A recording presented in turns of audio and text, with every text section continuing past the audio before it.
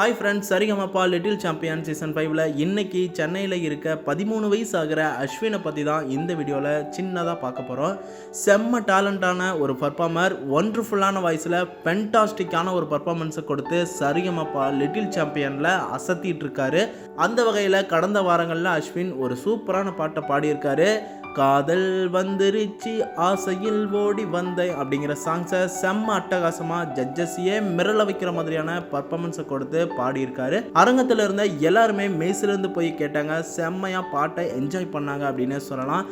இனி தொடர்ந்து செம்ம வைபான ஒரு பர்ஃபார்மராக அஸ்வின் கலக்க போகிறாரு. செம்மையாக பாட்டை பாடுறாரு.